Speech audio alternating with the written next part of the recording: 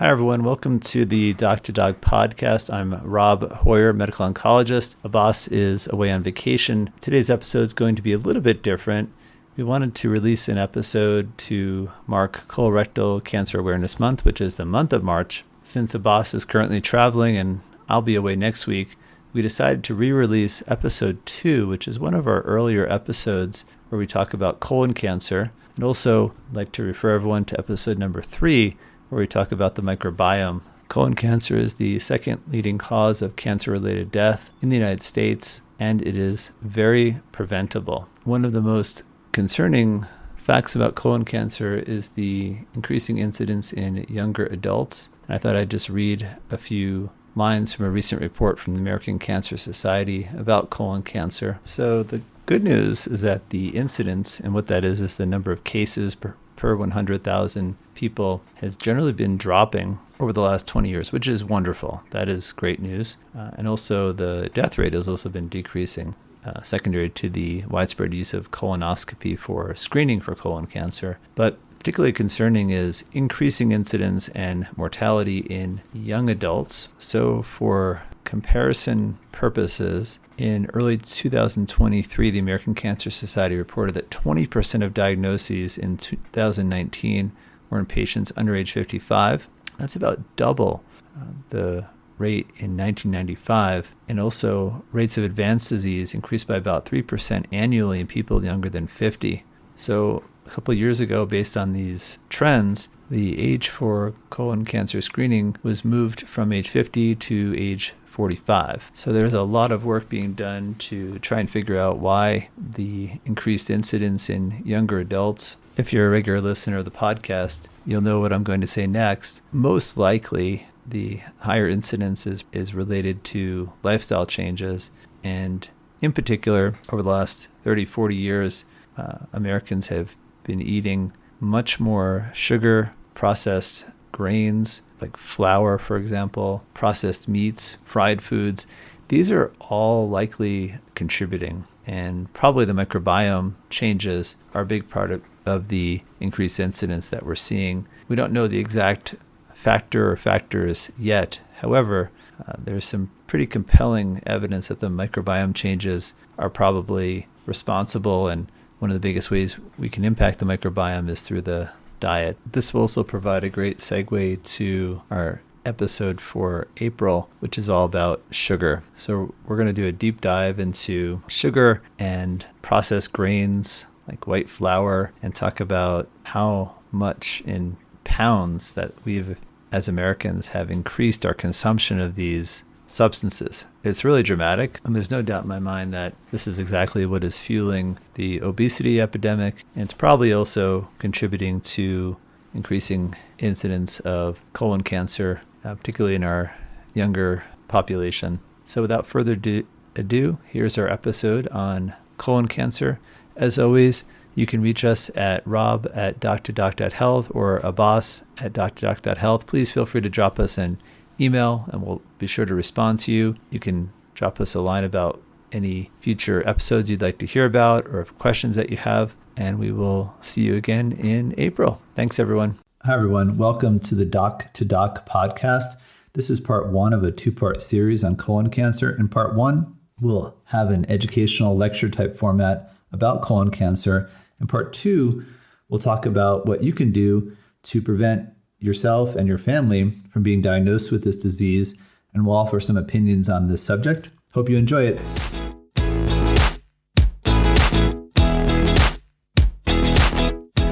Welcome to the Doc to Doc podcast. I'm Rob Hoyer, medical oncologist. And my name is Abbas Shafi, gastroenterologist. This is a podcast about lifestyle medicine, disease prevention, and longevity. This podcast is provided for informational purposes only. It is not medical advice. Please consult your physician for personalized therapy and advice. Our goal is to enable individuals to become CEO of their health by managing their diet, exercise, sleep, and stress to preventing common disease.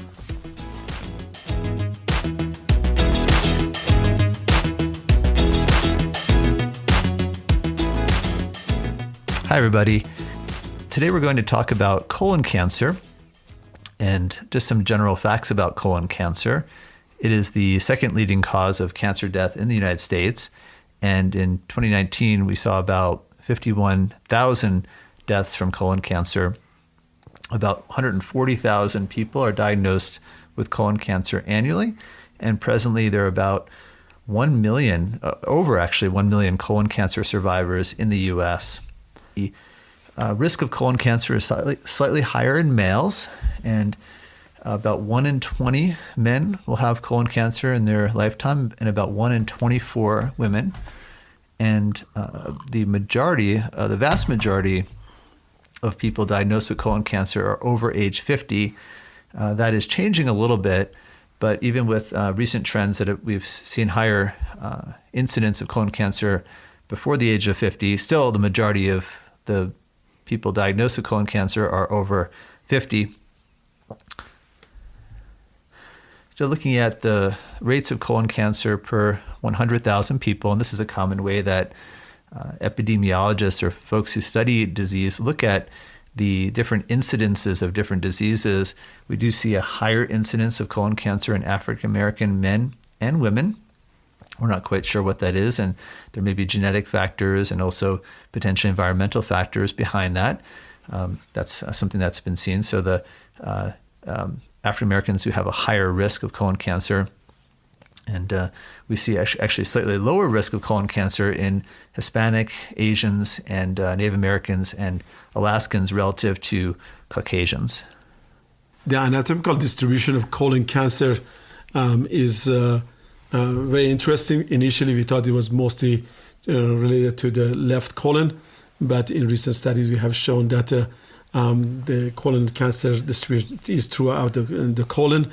The left colon is still majority, about 54%, and the ascending colon and cecum about 33%, and transverse colon, which is in between the two, is about 13%, and then the rectum about 29%. The colorectal cancer majority is sporadic. However, there's subclass of family and certain syndromes, such as Lynch syndromes, as well as other inherited polyposis syndrome, but those account for minority of the colon cancer in the United States. The colon cancer distribution throughout the world is quite interesting. The people in Sub-Sahara, in Africa, as well as a certain part of Asia, they have the minority, while the Australian, as well as United States and part of Europe, has the highest incident in distribution through the Asia. Again, is different from genetically group to others, such as Korean is higher than the remaining of the Asian. And I just wanted to comment too. It is really striking, and we'll include these slides in the show notes, about how low the incidence is in the African countries, and perhaps some of it may be from shorter life expectancy, perhaps, and also higher risk of infectious diseases and whatnot. But it's really striking. I mean, it's dramatically. It's like we see of the incidence per 100,000 in Australia of 45.7, and in Africa we're in the 4s and 5s. I thought it was kind of interesting. That is very, and also the interesting thing is when you bring African American to the United States and introduce them to the Western diet, then the colon cancer risk goes much, much higher. That's another interesting, I think, studies to be done. Why the same genetic group, that majority they still have a good mixture of African genes, that how low it is. So the environment and diet, and that I think plays a huge role in colon cancer. Death rate has been decreasing for both male and female with colon cancer above age 50. However, we see the increased number of colon cancer below age 50. So there are some really interesting epidemiological trends in colon cancer that we don't see in other diseases, and we're not really sure why this is, but we'll start out by describing what we're seeing with colon cancer incidence changing in different age groups, and then we'll talk about potentially why that is. We really don't know, but we'll have a discussion.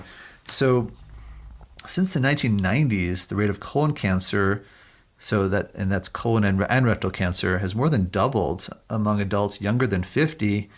But not only that, the disease is more aggressive when we see it in younger individuals, and more of those individuals are dying from the disease. And it's really the really striking thing about that is that the incidence of colon cancer in adults over 50 is decreasing steadily. That may be due to increases in screening. And so when Dr. Shafi talks about the use of screening for colonoscopy, we'll talk about how that works and how the adenoma polyps can be removed, thus preventing the disease. But we're seeing higher rates of colon cancer in younger individuals, and the numbers are getting steadily larger. So this year, about 18,000 people under the age of 50 will be diagnosed with colon cancer. It's still a relatively small cause of death in younger adults. Much fewer than 1% of younger adults will have colon cancer and die from the disease. However, it really does suggest that there could be environmental factors and lifestyle factors that are playing a role here. And we really don't know why this is, but we can likely say this is probably not genetic, because genetics doesn't change in years or decades. Genetics is something that changes over a very long span of time, typically generations, hundreds of years. We can see changes in genetic risk among different groups. But this is likely lifestyle, and there's been hypotheses that the microbiome, that's the microbiology environment, the bacteria and other organisms that inhabit our gut, maybe we know they are changing, and that dietary patterns have changed pretty dramatically over the last 50 years in the U.S. So that's one hypothesis. Also, sedentary behavior is also a factor. So there's a couple studies that have linked, or one study in particular that's linked duration of TV to higher risk of colon cancer. So the more TV you watch, the higher the risk. And obesity is also a factor. So obese individuals have a higher risk of colon cancer. There's also questions about other environmental factors, for example, pesticides, food additives, these other toxins in the environment may be playing a role. And it's quite interesting that when you look at the statistics, we're seeing actually higher risk of rectal cancer. The rectum is the colon itself, but the rectum specifically is more of a storage area for the stool. And so perhaps there is something that is interacting with the wall of the rectum, and that is giving a higher risk of colon and rectal cancer in younger adults. This trend is really concerning, in that all our screening is focused on historically above age 50. Recently, American Cancer Society and other groups did recommend to reduce the age to start screening to age 45. My suspicion is that probably will reduce even more to age 40 in the coming years, and we'll have some other discussion about this as well. The next we'll talk about screening.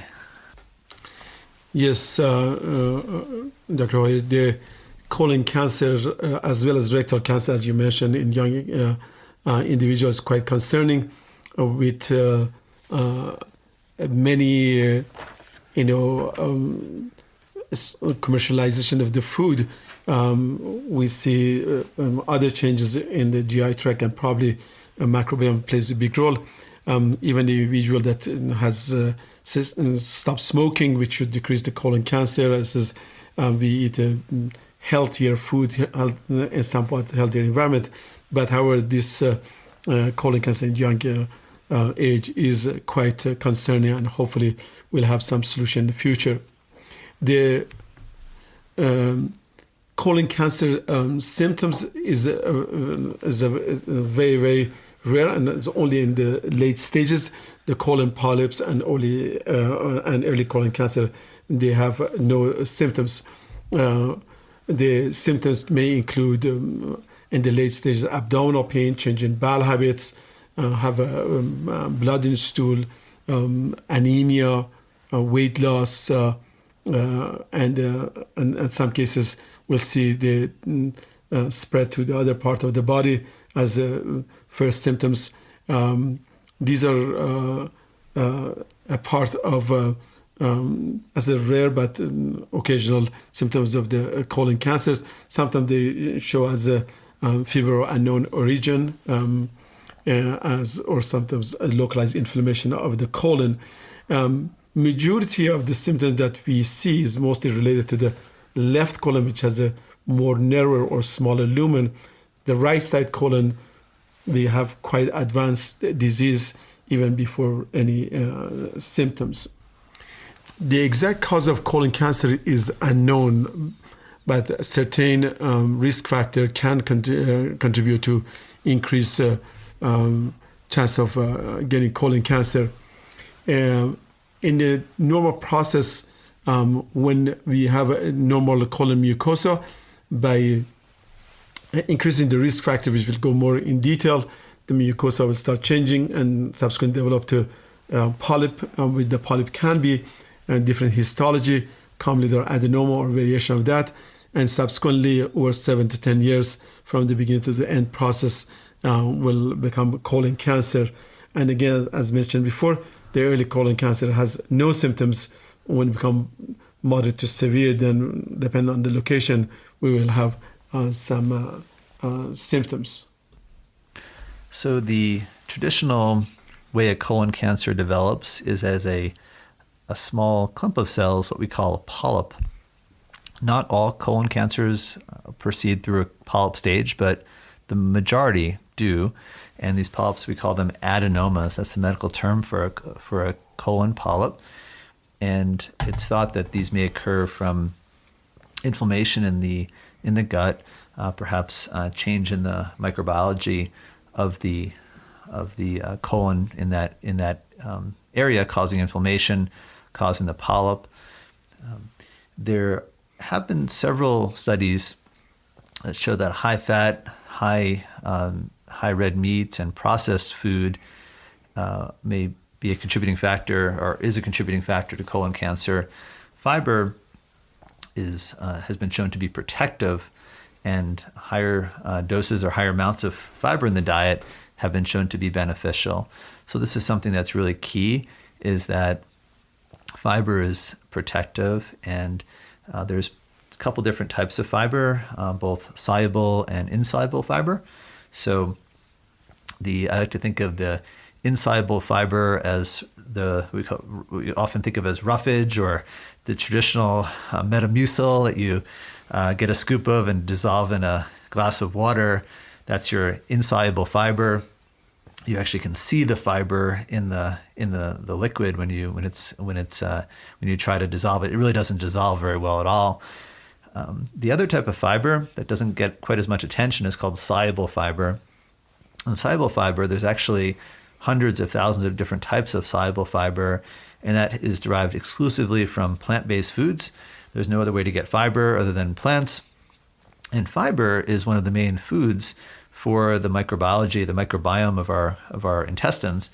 And we often call this the prebiotic. So soluble fiber is a very important prebiotic, and it is the food for the probiotics, which then yields postbiotics, and that those postbiotics are important for reducing inflammation. So if you don't get enough fiber in your diet, you'll have a different microbiome, and then thus different postbiotics are generated because of the change in the microbiology of the colon. So fiber is really important, and it's widely established that Americans really get just a fraction.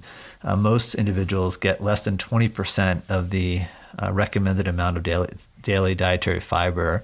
So regardless of what diet you follow, fiber is really, really helpful and protective. So I really encourage getting enough fiber, and we'll talk more about that later in the podcast about ways to prevent yourself or your family from getting colon cancer, and also potentially other cancers as well. So some of the well-known risk factors for colon cancer include age. We talked about African Americans having a higher risk of colon cancer, personal or family history of colon polyps, family history of colon cancer, particularly a first-degree relative will have a higher will impart a higher risk in the family of having colon cancer. Inflammatory bowel disease, so it's not a big surprise that inflammation in the small and large intestine will be associated with a higher risk of colon cancer. Previous radiation therapy to the abdomen or pelvis, obesity we talked about as a risk factor, diabetes, sedentary lifestyle. We talked about diet previously, and smoking and alcohol use also have been linked. Particularly heavy alcohol use has been shown to be a risk factor for colon cancer. Colon cancer screening. This is always a confusing topic both for primary care physician as well as patient, which method to use and how to proceed at what age. As Dr. Hoyer mentioned, previously we were screening people for colon cancer screening at age 50. However, in recent years we have decreased that to age 45, and in future maybe be lower. So in general, to clarify some of the confusion, we divide people in two groups, and each individual can even look at themselves whether they're in high risk group or low risk group. The high risk groups, they're straightforward. You need visualization, you need to prevention from early stage, so you get colonoscopy. So the high risk groups include that previously had significant polyp, people with family history of colon cancer, people with inflammatory bowel disease, also family hereditary history of colon cancer such as Lynch syndrome and non-polyposis cancer syndrome. So those are, as well as people with radiation to the abdomen pelvic. So this group called high-risk groups. So they should not be done stool testing or Cologuard or other tests. This should go for straight visualization of the colon. However, there are people with any other group that they are called low-risk groups. In average, people with have no symptoms, they have no family history, and at age 45, they have choices to do. One choice to do colonoscopy, the other one do barium enema or other radiology studies they can do called virtual colonoscopy. They can do flexosigmoidoscopy, which previously was very common, or do stool testing for hidden blood, such as called FIT or occult blood, and the newer test called Cologuard, which is a combination of DNA as well as FIT. Each of these tests is depend on the local availability for as well as patient willing to take some of the risks. Of course, colonoscopy should be done every 8 to 10 years. If the colon is well prepped, is the gold standard to see if there's any polyp. At the same time, we can take it out. The downside for of it is require 1 to 2 days of cleansing, as well as the risk of sedation and complication of colonoscopy, which are very, very low, but that's standard, golden standard to do every 8 to 10 years. Other tests, if we choose not to do, is barium enema. The cleansing for that is the same, except this is done while you're awake by putting barium, which is a contrast we do with some air to follow, that maps the colon. If your colon is nice and clean, that can be repeated every 5 years. Virtual colonoscopy, again, the preparation are similar, but you need to have a very good radiologist that be able to read that. That's probably going to get more popular as we get more expertise in this field. Flexosigmoidoscopy, we examine the last 1/3 of the colon, This is similar to colonoscopy with similar type of prep and can be done without sedation. However, the proximal colon, the right colon and the transverse colon polyps can be mixed, and that if you do that, then you should do that every 5 years and probably an annual either fit or cold blood. The cold blood shows any hidden blood in the GI tract, anywhere from a nosebleed to hemorrhage can cause that, but mostly we're looking for any cold bleeding through the GI tract. That's mostly done for anemia, people with low blood or hemoglobin. So that can detect either colonic or upper GI origin. There's another test called FIT test, which is a fecal immune testing. That this is mostly through the colonic origin bleed, but however, this is more specific to the colon. And the Cologuard is a combination of FIT as well as DNA. These tests at present time is very expensive, somewhere $700-800, and unfortunately has a lot of false positive, at least in present setting and what we see. And once you have positive Cologuard, it's both for patient as well as the gastroenterologist is tough to explain why this was positive. Hopefully in future we have a better method to for this accuracy. But any test for screening is better than none. So any screening test is best. But if you talk to your individual physician, if you're at low risks, those are all viable options to choose based on the local expertise and availability. After the initial screening test, and then based on the again local expertise and availability. If you had a colonoscopy and had a polyp, the follow-up exam is based on the number of the polyp and the size, as well as another really important factor is how clean the colon cleansing was, as well as the difficulty of the colonoscopy. Patient with previous abdominal surgery or previous radiation, it make it technically more difficult to see the bend or flexure of the colon. So based on those factors, the physician can recommend follow-up colonoscopy in a absolute favorable situation. Then can be done every 8 to 10 years. Again, if you do annual stool test, should be done yearly. Barium enema every 5 years. Cologuard every 3 years. If you combine some of these things, some people combine barium enema and the cold blood test yearly. So if any of those tests become positive, then you have to start again with colonoscopy. So the next topic we'll talk about is what we call the T, N, and M staging. And so this is a staging system that oncologists and other cancer specialists use to stage cancer. So we'll just briefly go through this, and it's something we'll actually be talking about in future podcasts as well. So the T stage has to do with the size and also the depth of tumors. And in the case of colon and rectal cancer, it actually is it's not actually the size, but the depth of the tumor into the colon, colon has multiple layers, including a very strong muscle layer, as it needs to move the stool through the intestine, through the lumen of the intestine.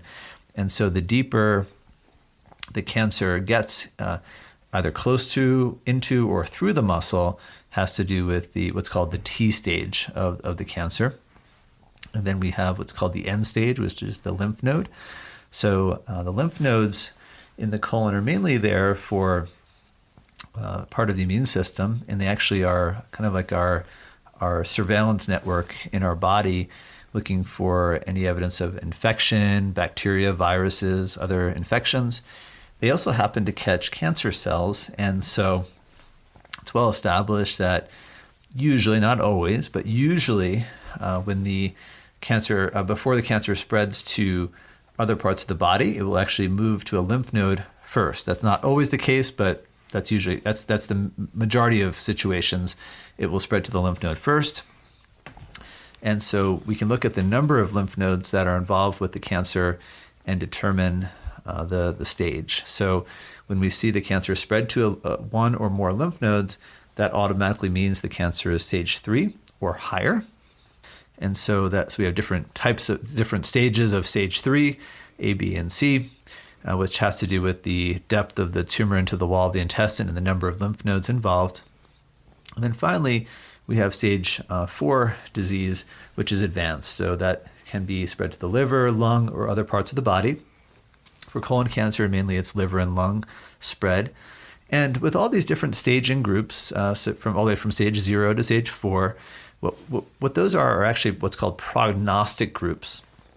So researchers, when looking at the different distributions of colon cancer in different individuals, can actually give a prognosis or how that individual will do based on the stage of the cancer. So stage 0 and 1 cancers have the best survival, with stage 4 having the worst, and stage 2 and 3 in between that. And so it's obviously it's not 100, doesn't work 100% of the time, but it's pretty good to determine the chances of cure after surgery, which is the mainstay of treatment for colon cancer, removal of that section of the colon, and then reattaching the colon whenever possible. Occasionally, patients will have to have a colostomy or a bag on the abdomen. That's when the colon cannot be reattached. We take great care to try to avoid that whenever possible. So the mainstay of treatment for colon and rectal cancer is surgery. In select situations, particularly with rectal cancer, we'll often recommend the use of radiation therapy either before or after surgery. For rectal cancer, usually that radiation and sometimes chemotherapy is given prior to surgery, and then surgery is performed. After surgery for colon or rectal cancer, we will look at the pathology report, which is what the surgeon removed, and then it goes to the pathologist, who then looks at the depth of the tumor invasion into the wall of the intestine, looks at the lymph nodes or other areas of spread of the cancer within or around the intestine, and gives us a stage. And we then do scans, CAT scans typically, to see if the cancer is spread to other parts of the body. And for patients with stages 2 and in particularly 3 colon cancer, we will often make a recommendation for chemotherapy, what we call adjuvant chemotherapy. And that chemotherapy is given to reduce the risk of recurrence. And the idea behind adjuvant chemotherapy is that we're trying to attack small cancer cells or small clusters of cancer cells that have spread beyond the colon into lymph nodes that have not been removed or other parts of the body. And we're trying to attack those cancer cells before they can spread and develop into tumors. And so the use of adjuvant chemotherapy has been proven to reduce the risk of a colon cancer recurrence for patients with stage 2 and stage 3 disease. We're just starting to use a technology which is very fascinating called the circulating tumor DNA analysis.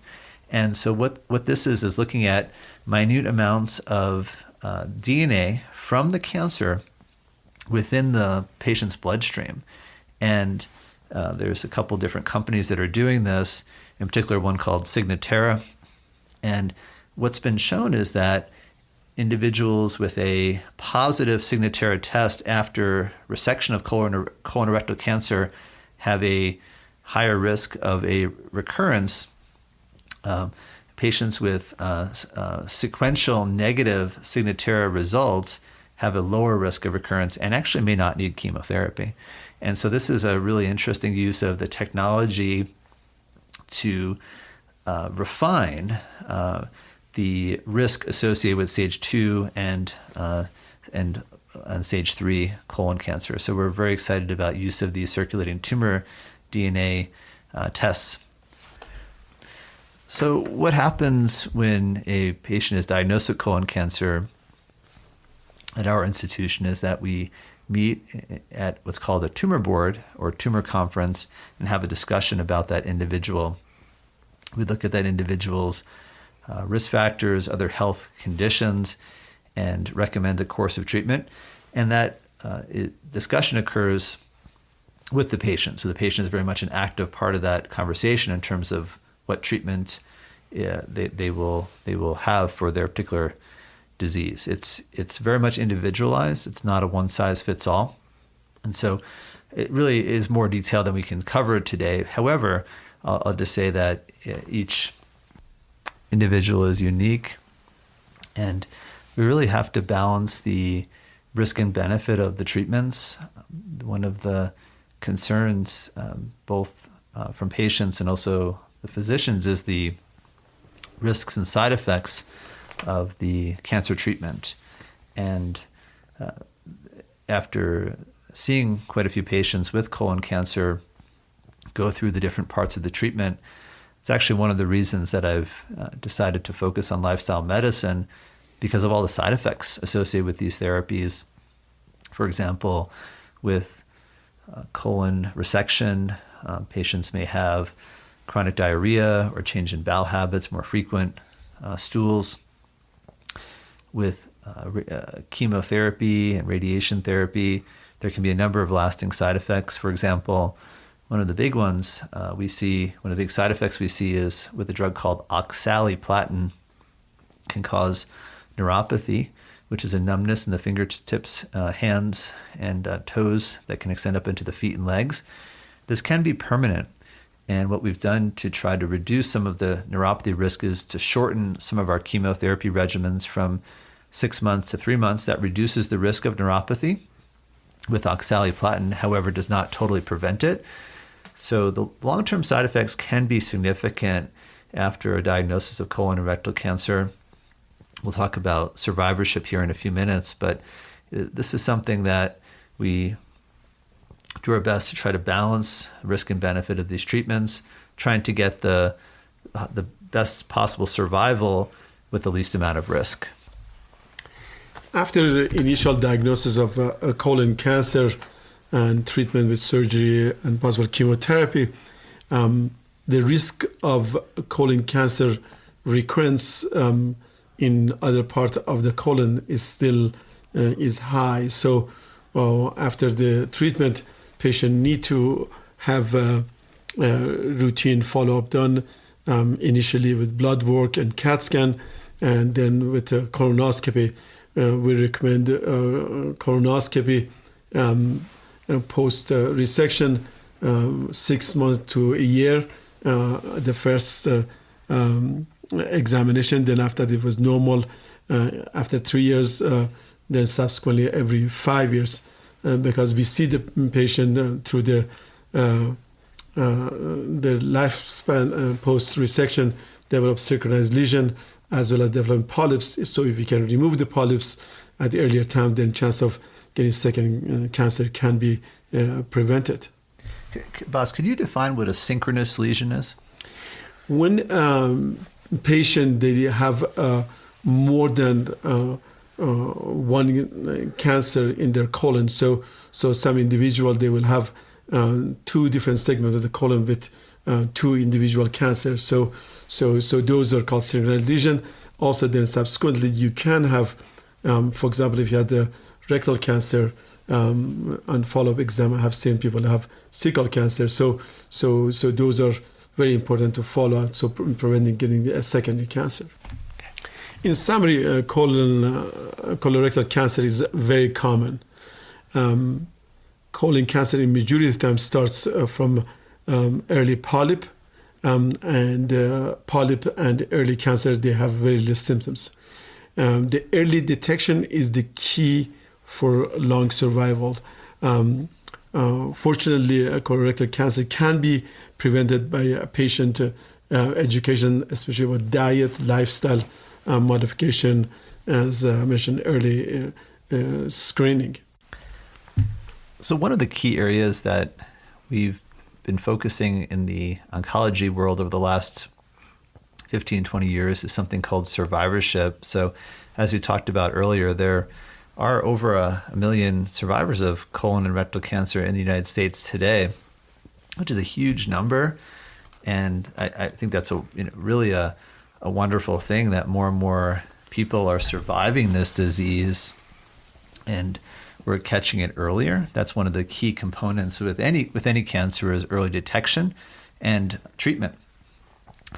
So one of the key components of survivorship is addressing post-treatment side effects. And there can be a number of them, as we talked about a little bit earlier. But for example, neuropathies, fatigue, sexual side effects, bowel changes. These are some of the side effects that patients with colon cancer have. Other cancers, of course, will have other side effects as the treatment is different. So this is something that we do our best to try to prevent these side effects as much as possible and really want to address them to try to help improve quality of life. One of the key components after diagnosis of colon and rectal cancer is lifestyle. And so this is probably the most evidence-based of any of the cancers with respect to diet. So there's clear evidence that eating a diet with small amounts or no red meat will help improve survival after diagnosis. And actually it's been shown to reduce risk of recurrence of the cancer that the patient was diagnosed with, and in addition may help reduce the risk of a second cancer as well. Physical activity is important. Eating a higher fiber diet is also critical. So all these components are very, very helpful, and the evidence does strongly support that individuals after a diagnosis of colon and rectal cancer who have a poor diet or decreased or low physical activity prior to the diagnosis can actually greatly benefit from those lifestyle changes. So if someone has a poor diet before the diagnosis, changing that diet can actually help that individual to reduce the risk of a recurrence of that cancer, the same as someone who has a better diet going into the diagnosis. And so this is really a critical component, that these lifestyle factors are highly modifiable, and that's something that we can, it's again, small changes over a long span of time can have a tremendous benefit. Also, other thing beside the dietary modification, I think stopping smoking, I think, is very, very important, as well as decreasing the alcohol intakes. I think the excess of alcohol and smoking can further increase the recurrent cancer. All of this lifestyle modification not only helps with colon cancer, overall in the long run we see preventing lung cancer, coronary disease, and quality life improvement. We hope you enjoyed the podcast. We really had a great time preparing it, and we really want to hear from you. So if you have questions or comments, please feel free to contact us. Boss? And this is a two-way conversation. Hopefully that you can help us further educate us, as well as if there's any question that we do not know, we'll be glad to research and let you know. Our next topic going to be about gastroesophageal reflux disease as well as esophageal cancer. Hopefully you can join us.